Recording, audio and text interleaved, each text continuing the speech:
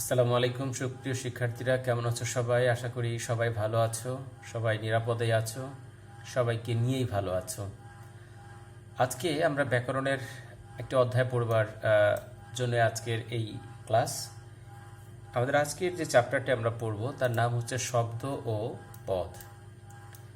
অনেক বড় একটি অধ্যায় এটি। আমরা পর্যায়ক্রমে যদি আজকে এই পুরো অধ্যায়টা শেষ করতে পারি তো ভালো, আর না হলে আমরা এর উপরে আর একটি ক্লাস নেব।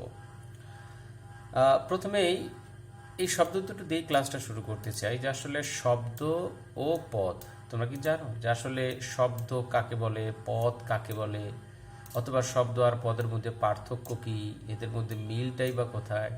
হ্যাঁ, শব্দ আর পদের ভিতরে দুটো আলাদা অর্থ আছে। শব্দ হচ্ছে কয়েকটি ধ্বনির সমষ্টি, কয়েকটি বর্ণ যখন একত্রিত হয়ে একটা অর্থ প্রকাশ করে তখন তাকে বলা হয় শব্দ। আর পদের সংজ্ঞাটা হচ্ছে আমরা ছোটবেলা থেকেই পড়ে এসেছি যে বাক্যে ব্যবহৃত প্রত্যেকটি শব্দই এক একটি পদ। তাহলে শব্দ বাক্যে ব্যবহার হলে তার নাম হয়ে যায় পদ। কেন? কারণ হলো শব্দ যখন বাক্যে ব্যবহৃত হয় তখন তার সঙ্গে একটা বিভক্তি যুক্ত হয়। এই জন্যই পদের আর একটি সংজ্ঞা হচ্ছে বিভক্তিযুক্ত শব্দ মাত্রই পদ। তাহলে শব্দ আলাদা থাকে, এই শব্দই যখন বাক্যে বসে তখন তার নাম হয়ে যায় পদ, কারণ তখন তার সঙ্গে বিভক্তি যুক্ত হয়। যেমন আমরা যদি বলি বাবা বাড়ি এলেন, এখানে তিনটা আলাদা শব্দ। আবার যদি আমরা এভাবেও বলতে পারি বাবা বাড়িতে এলেন, তাহলে বাড়ির সঙ্গে যখন তে যোগ হয়ে গেল তখন কিন্তু সেটি হয়ে গেল পদ। তাহলে আমরা কি বলতে পারি? আমরা বলতে পারি বিভক্তিযুক্ত শব্দ মাত্রই পদ। ওকে, 5.1 কারক ও বিভক্তি। এখান থেকে আজকে মূলত আমাদের ক্লাসটা শুরু করছি। আমরা বাংলা ব্যাকরণে কারক একটি সুপরিচিত প্রসঙ্গ। কারক শব্দটির অর্থ যে কোনো ক্রিয়া বা কাজ সম্পাদন করে। যে দ্বারা তো কোনো ব্যক্তিকে বোঝায়, যে অর্থাৎ কোনো ব্যক্তি যে কাজ সম্পাদন করে তাকে বলা হয় কারক। হ্যাঁ, বাক্যের কর্তাই ক্রিয়া সম্পাদন করে, আমরা জানি যে কর্তাই তো কাজ করেন, সুতরাং কর্তাই কারক। এইরকম মনে হতে পারে, কিন্তু ব্যাকরণে শুধু কর্তাকেই কারক বলা হয় না। কর্তার সঙ্গে আর কি কি বিষয় সম্পর্কিত আছে? কর্তা কি করছে, অর্থাৎ কর্তাতে কাজ করে, কোন কাজটি করে, কি কাজ করে। তো কর্তা কাজ করতে গিয়ে কারো সাহায্য নেয় কিনা, এই জন্য বলছে কার সাহায্যে করছে। আবার কর্তা কাজটা কোথায় করেছে বা কোথায় করছে, অর্থাৎ ক্রিয়া সম্পাদনের অবলম্বন, উপকরণ, হেতু, স্থান, কাল। কাজ করতে গিয়ে তিনি কোন অবলম্বন বা কোন উপায়ে কাজ করছেন, তিনি কোন উপকরণটা ব্যবহার করে কাজ করছেন, তিনি কেন করছেন, হেতু শব্দের অর্থ কারণ বা জন্য বা কেন, তিনি কোন জায়গায় করছেন, কোন সময়ে বা কোন কালে করছেন, ইত্যাদি বিষয়গুলো বিবেচ্য। তাহলে কর্তার সঙ্গে কিন্তু আরো অনেকগুলো বিষয় জড়িত আছে, শুধু কর্তাকেই কারক বলা হয় না। কর্তার সঙ্গে কর্তা কি কাজ করছেন, কর্তা কোন কাজে কি ব্যবহার করছেন, কোথায় করছেন, কেন করছেন, হ্যাঁ, এই ব্যাপারগুলোও কিন্তু কর্তার সঙ্গে জড়িত। ক্রিয়া সম্পাদনের ক্রিয়ার সঙ্গে ওইসব ব্যক্তি, স্থান, বস্তু, স্থান, কাল ইত্যাদির যে সম্পর্ক রয়েছে কর্তার সঙ্গে তাকেও ব্যাকরণে বলা হয় কারক। চলো এবার আমরা আনুষ্ঠানিকভাবে কারকের সংজ্ঞাটা জেনে নেওয়ার চেষ্টা করি। বাক্যের অন্তর্গত ক্রিয়াপদের সঙ্গে বিশেষ নাম পদের যে সম্পর্ক তাকে বলা হয় কারক। আমরা জানি যে পদ প্রধানত দুই প্রকার, একটা হচ্ছে ক্রিয়াপদ আর একটা হচ্ছে নামপদ। নামপদ কাকে বলা হয়? এখানে দেখো বাক্যের অন্তর্গত ক্রিয়ার সঙ্গে বিশেষ সর্বনাম পদের যে সম্পর্ক তাকে বলা হয় কারক। এখানে একটু আমরা অ্যাড করে বলতে চাই যে আসলে বাক্যের সঙ্গে, একটা বাক্যের ক্রিয়াপদের সঙ্গে নামপদের যে সম্পর্ক তাকেই বলা হয় কারক। এই সংজ্ঞাটা আরেকটা অন্য বইয়ে এভাবেই দেয়া আছে। তো আমরা যদি বলি যে বাক্যের মূলত 5 প্রকার পদকে 2 প্রকারে ভাগ করা যায়, একটা হচ্ছে ক্রিয়াপদ আর একটা হচ্ছে নামপদ। ক্রিয়া বাদ দিয়ে বাকি 4টা পদকে একসঙ্গে বলা হয় নামপদ। তাহলে ক্রিয়ার সঙ্গে নামপদের যে সম্পর্ক তাকেই বলা হয় কারক। ওকে ফাইন, চলে আসি আমরা কারকের প্রকারভেদ। কারক বাক্যস্থিত ক্রিয়াপদের সঙ্গে বিশেষ্য বা সর্বনাম পদের সম্পর্ক বা 6 প্রকারের সম্পর্ক হয়ে থাকে। এই দৃষ্টিকোণ থেকে আমরা বলতে পারি কারক আমাদের 6 প্রকার।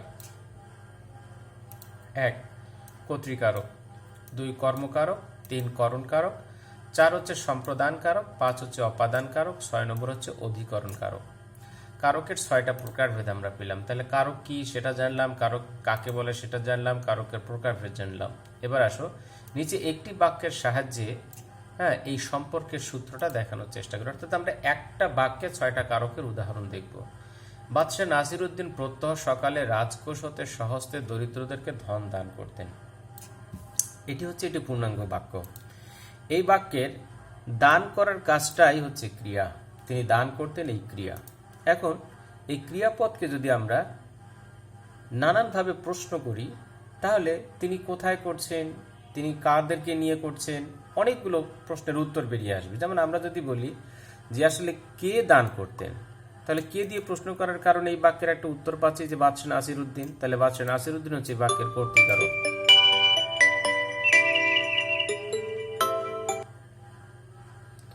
বাদশাহ নাসিরউদ্দিন হচ্ছেন এই বাক্যের কর্তৃকারক। এবার যদি প্রশ্ন করা হয় যে কি দান করতেন, বাদশাহ নাসিরউদ্দিন কি দান করতেন, তাহলে এই কি দিয়ে প্রশ্ন করার কারণে এই বাক্য থেকে উত্তর পাবো আমরা ধন দান করতেন। এই যে দেখো দরিদ্রদেরকে ধন দান করতেন, তাহলে ধন যেহেতু তিনি দান করতেন, ধনটা হচ্ছে এই বাক্যের কর্মকারক।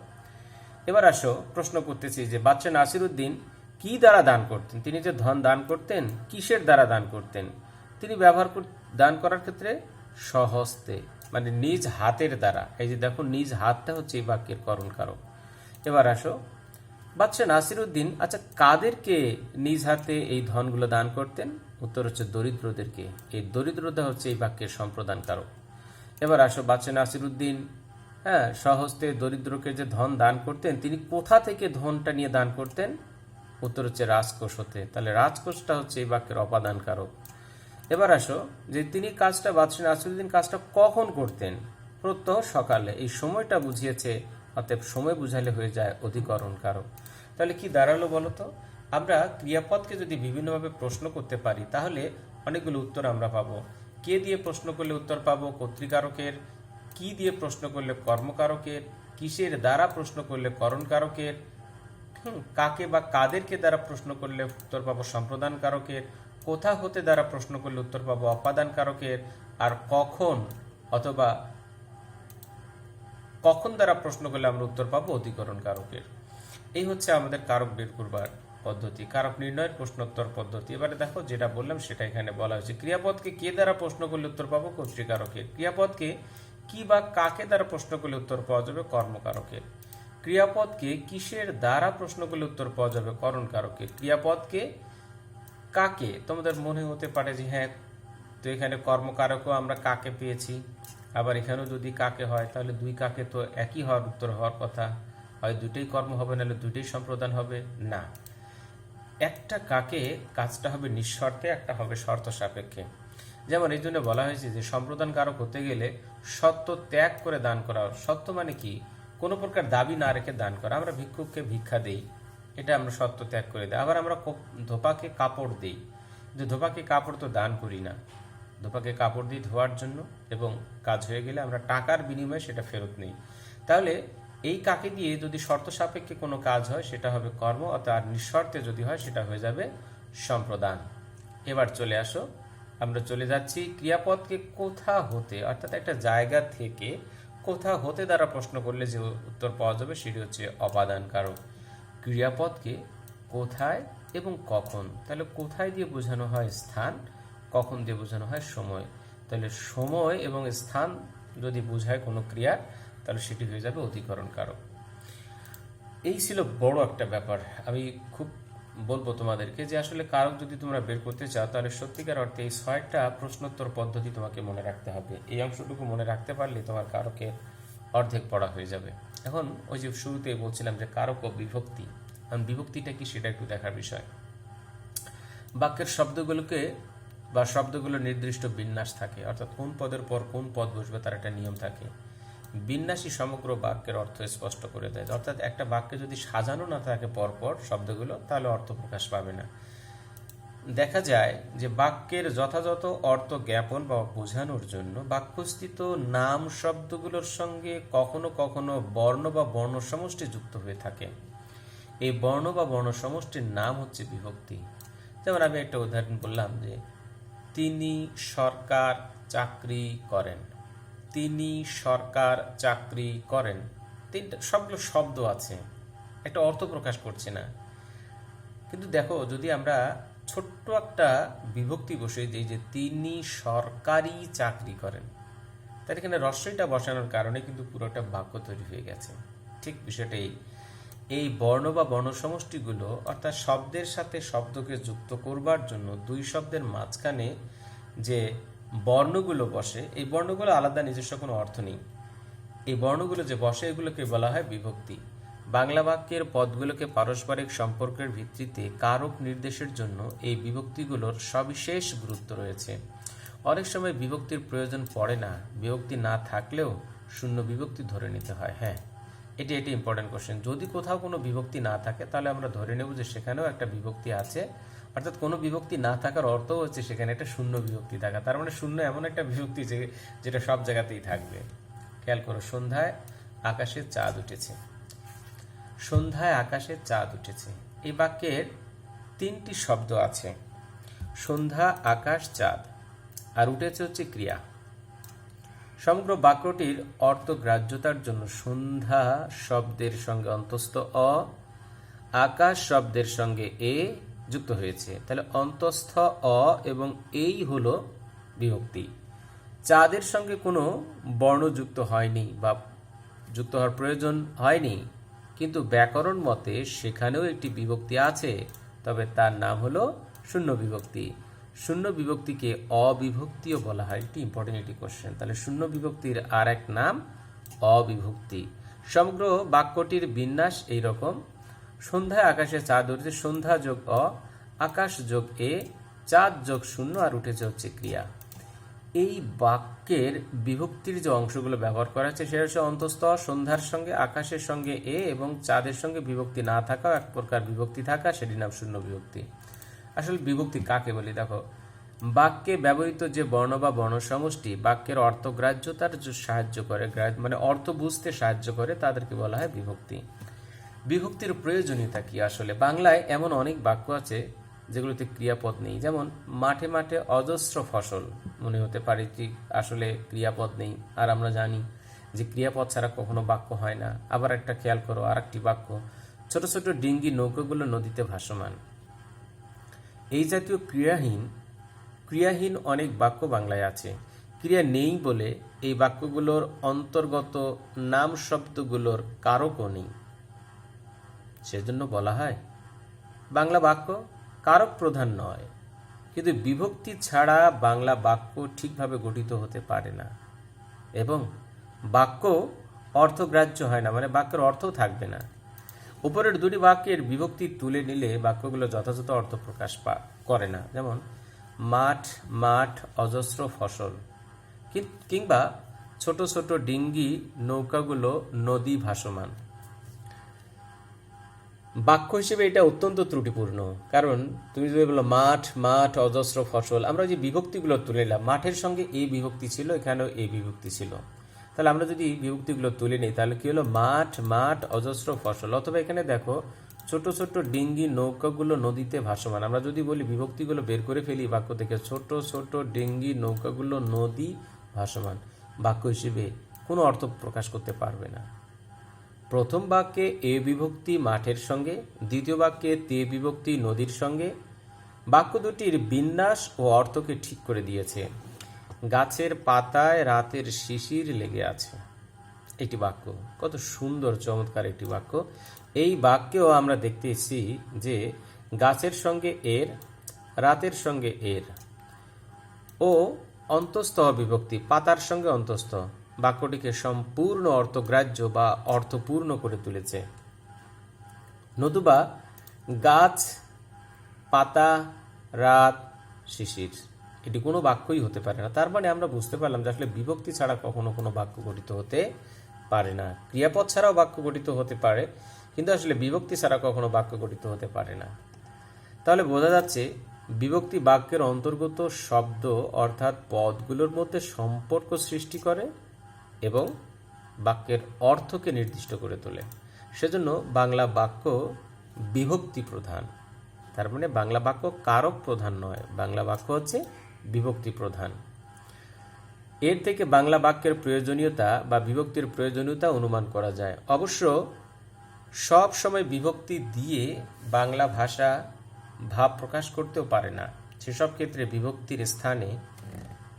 বিভক্তি স্থানীয় কিছু শব্দ যেমন দ্বারা, দিয়ে, কর্তৃক, হতে, থেকে, চেয়ে ইত্যাদি ব্যবহৃত হতে পারে। এই বিভক্তিগুলোরও প্রকারভেদ আছে। বিভক্তিগুলোকে দুই ভাগে ভাগ করা হয়, একটা হচ্ছে শব্দ বিভক্তি বা নাম বিভক্তি, আর একটা হচ্ছে ক্রিয়া বিভক্তি। তাহলে শব্দ বিভক্তির আরেক নাম হচ্ছে নাম বিভক্তি, আরেকটা বিভক্তি হচ্ছে ক্রিয়া বিভক্তি। তাহলে শব্দ বা নাম বিভক্তি কাকে বলে দেখো, শব্দ বা নাম পদের সঙ্গে বা নাম পদের সঙ্গে যে বিভক্তি যুক্ত হয় তাকেই বলা হয় শব্দ বিভক্তি বা নাম বিভক্তি। যেমন ভিক্ষুককে ভিক্ষা দাও, এখানে ভিক্ষুক একটি শব্দ, এর অর্থ আছে, আর যার অর্থ আছে তাকে নামপদ বলি আমরা। তাহলে তার সঙ্গে কে বিভক্তি যোগ হচ্ছে, আর ক্রিয়ার সঙ্গে যে বিভক্তি যোগ হবে তাকে বলা হয় ক্রিয়া বিভক্তি। যেমন ধাতু বা ক্রিয়াপদের সঙ্গে যেসব বিভক্তি যুক্ত হয় তাকে বলা হয় ক্রিয়া বিভক্তি। যেমন তিনি বাড়ি যাবেন, এখানে যাটা হচ্ছে ক্রিয়ার অর্থাৎ যাবেন ক্রিয়ার মূল। তোমরা দেখতে পাচ্ছ তার সামনে তোমাদের গণিতে ব্যবহৃত রুট নামের একটা চিহ্ন ব্যবহার করা হয়েছে। তো এই চিহ্নটার ব্যাকরণে আসলে তার নাম হয়ে যায় চেঞ্জ। তাকে কি বলা হয় জানো, এটাকে বলা হয় ধাতুর চিহ্ন। অর্থাৎ ক্রিয়ার মূলের আগে ধাতুর এই চিহ্নটা দিতে হয়, এটা দেখলেই বোঝা যায় যে এটা হচ্ছে ক্রিয়ার মূল। তাহলে যা যোগ ইব যোগ এন সমান সমান যাইবেন বা যাবেন। শব্দ বিভক্তির সঙ্গে কারকের এবং ক্রিয়া বিভক্তির সঙ্গে কাল ও পুরুষের প্রত্যক্ষ সম্বন্ধ রয়েছে। শব্দ বিভক্তি বা নাম বিভক্তি কারক নির্দেশ করে বলেই এগুলোকে কারক বিভক্তিও বলা হয়। প্রকারভেদে শব্দ বিভক্তি 7 প্রকার। তাহলে শব্দ বিভক্তিকে আমরা 7 ভাগে ভাগ করতে পারি। 1 প্রথমা, দ্বিতীয়া, তৃতীয়া, চতুর্থী, পঞ্চমী, ষষ্ঠী ও সপ্তমী। বাংলায় অনেক ক্ষেত্রেই বিভক্তিহীন পদ পাওয়া যায়, বিভক্তি ছাড়াও শব্দ পাওয়া যেতে পারে। এই অনুপস্থিত বিভক্তিকে বলা হয় শূন্য বিভক্তি। এর আমরা বলেছি যে শব্দের সঙ্গে বিভক্তি থাকে না সেটাকে আমরা ধরে নেই যে সেখানেও একটি বিভক্তি আছে, সেই হচ্ছে শূন্য বিভক্তি। আর শূন্য বিভক্তির আরেক নাম কি পড়েছিলাম মনে আছে তো? শূন্য বিভক্তির আরেক নাম কি? অবিভক্তি। এক বচন এবং বহু বচনের ক্রিয়ার কারকের যে বিভক্তিগুলো রূপ পরিবর্তন হয় সেটা একটু দেখে নিতে চাই আমরা। প্রথমা দেখতে পাচ্ছ, প্রথমা শূন্য অ এ তে, এটার বহু বচন রা, এরা, গুলি অথবা গুলো হতে পারে এবং গণ। আমাদের সাধারণত বহু বচনটা কম লাগে, আমরা এক বচনটাই একটু শিখে নেই। দ্বিতীয় বিভক্তি হচ্ছে কে রে এ রে, দিগকে দিগে রে দে রে। তৃতীয় বিভক্তি দ্বারা দিয়া কর্তৃক, এটার বহু বচন হচ্ছে দিগের দ্বারা, দের দ্বারা, দিক কর্তৃক। তৃতীয় বিভক্তি চতুর্থী দেখো আছে কে রে এ রে, অর্থাৎ দ্বিতীয় এবং চতুর্থীটা একই রকম, কিন্তু ব্যবহার বিশেষে একটা পার্থক্য আছে, সেটা তোমরা ভেতরে আলোচনায় গেলে আরো বুঝতে পারবে। চতুর্থী বিভক্তি কে রে এ রে, দিগকে দিগে রে দে রে। পঞ্চমী বিভক্তি হতে থেকেছে, এটার বহু বচন হতে পারে দিগের হতে, দের হতে বা দিগের চেয়ে। ষষ্ঠী বিভক্তি র এবং এর, এ দুটোর বহু বচন হতে পারে দিগের, দের, গুলির বা গণের। সপ্তমী বিভক্তি এ অ তে এতে, দিগে দিগেতে গুলিতে। এই হচ্ছে শব্দ বিভক্তি 7 প্রকারের এক বচন এবং বহু বচনের রূপভেদগুলো দেখতে পাচ্ছ তোমরা। এবার আমরা আসলে মূল আলোচনায় চলে যাব। আমরা এতক্ষণ কারকের মূল আলোচনাটা পড়লাম, কারক কাকে বলে, কারক কিভাবে গঠিত হয়, বিভক্তি কাকে বলে, বিভক্তির চিহ্নগুলো কি কি, বিভক্তি দিয়ে কিভাবে বাক্য গঠিত হয়, এই বিষয়গুলো জেনেছি। এবার আমরা আসলে কারকের মূল আলোচনার পর্বে চলে যাব। আমরা পড়েছিলাম কারকের প্রথম প্রকারভেদটির নাম কর্তৃকারক। আমরা পড়েছিলাম যে যিনি কাজ করেন কর্তা তিনি হবেন, এটা আমার নিজস্ব একটি সংজ্ঞা। আমরা বলতে পারলাম যে যিনি কাজ করেন কর্তা তিনি হবেন, অর্থাৎ যিনি কাজ করবেন তিনিই কর্তা, কাজ যিনি করবেন কর্তা তিনি হবেন। তাহলে আমরা বললাম যে পাখি ডাকে, কে ডাকে আমরা তো প্রশ্ন করেছিলাম যে ক্রিয়াপদকে কে দ্বারা প্রশ্ন করলে যে উত্তর পাওয়া যায় তিনি হচ্ছেন কর্তা। পাখি ডাকে, তাহলে কর্তা পাখি, সে ডাকতেছে। সে যায়, কে যায়, সে বুলবুলিতে ধান খেয়েছে, কে ধান খেয়েছে বুলবুলিতে। উল্লিখিত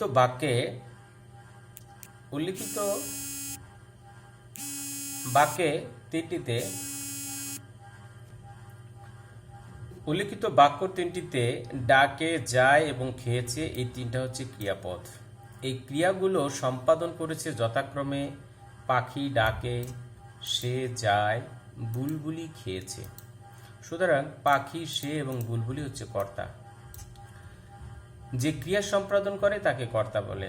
আমি একটু অন্যভাবে বলার চেষ্টা করছিলাম যে বা যিনি কাজ করবেন তিনিই কর্তা, এবং ক্রিয়ার সঙ্গে কর্তৃ সম্বন্ধযুক্ত পদই কর্তৃকারক।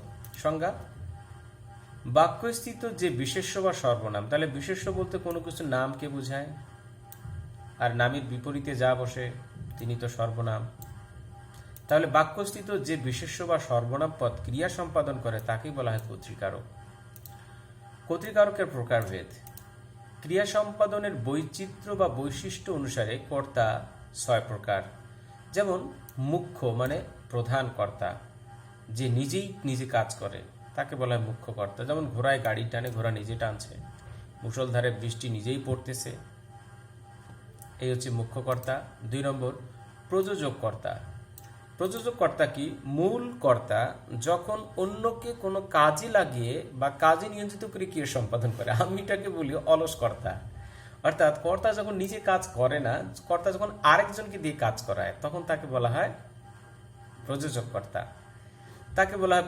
কর্তা। তাহলে মুখ্য কর্তা হচ্ছে প্রধান কর্তা, প্রযোজক কর্তা হচ্ছে কর্তা নিজে করে না, আরেকজনকে দিয়ে করায়।